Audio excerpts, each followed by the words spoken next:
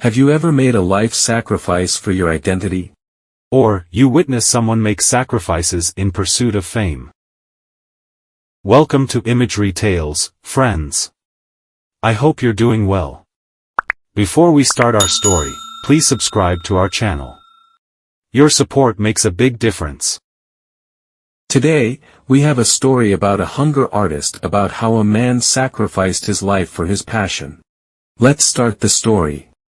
In the past, being a professional faster was a well-paying gig managed by the individual. However, it's no longer possible due to our changed world.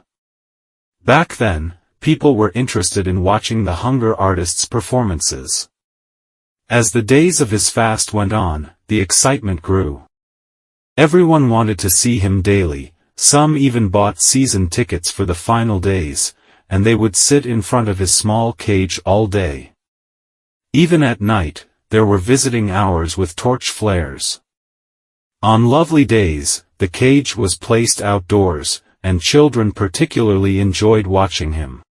For adults, he was often just a passing fashion, but kids would be in awe as they saw him, pale in tight clothing with his ribs sticking out, sitting on straw, sometimes nodding politely, smiling constrainedly, or reaching an arm through the bars to interact with them. Inside his cage, the hunger artist was incredibly thin, sometimes stretching his arm through the bars to let people feel just how frail he was. He often seemed lost in his thoughts, ignoring everything around him, including the clock in his cage. Occasionally, he would sip a bit of water to moisten his lips. People selected by the public, often butchers, served as permanent watchers to ensure he didn't secretly eat during his fast.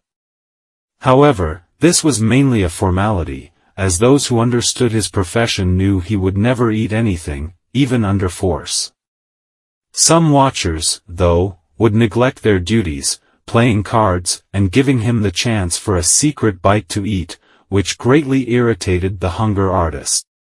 The happiest moment for him was when morning arrived, and a huge breakfast was brought, paid for by him, and the watchers eagerly devoured it after their night of vigil. Some argued that this breakfast was a bribe, but when challenged to watch without breakfast, they usually declined while still holding on to their suspicions. He often claimed that fasting was the easiest thing in the world, but people didn't believe him.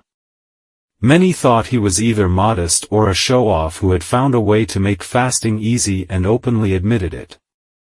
He had to endure these judgments, but his inner dissatisfaction persisted.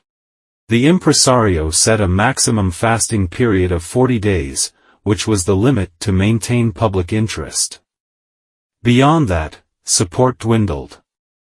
On the 40th day, the artist's cage was open to a crowd, doctors measured the results, and two young ladies helped him down to a table with a carefully chosen meal to break his fast. At this critical moment, the hunger artist always resisted.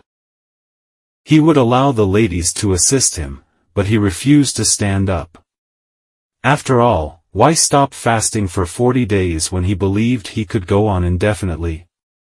He wanted the fame that would come from beating his own record, and he questioned why his audience, who claimed to admire him, couldn't endure longer fasting. However, the impresario intervened as usual, lifting the artist and handing him over to the ladies who supported him. The artist's resistance faded, and he submitted utterly. He was frail and unsteady, and the ladies struggled to hold him up. Eventually, they fed him a little food, and a toast was made to the public.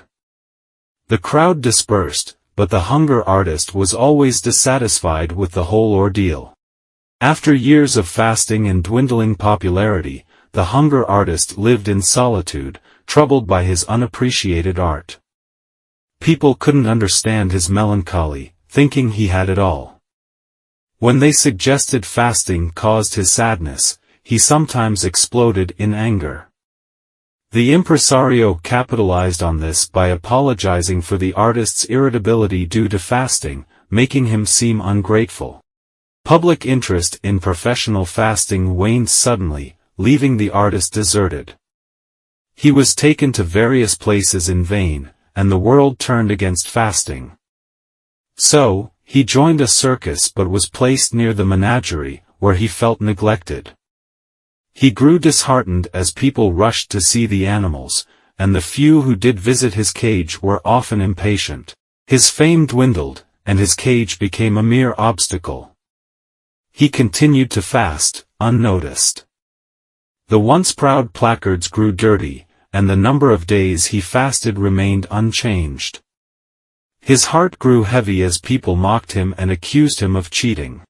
One day, an overseer discovered him in the cage, still fasting. When asked why he didn't stop, the hunger artist explained that he couldn't find food he liked. They forgave him and cleared out his cage, replacing him with a young panther, who brought life and joy to the onlookers.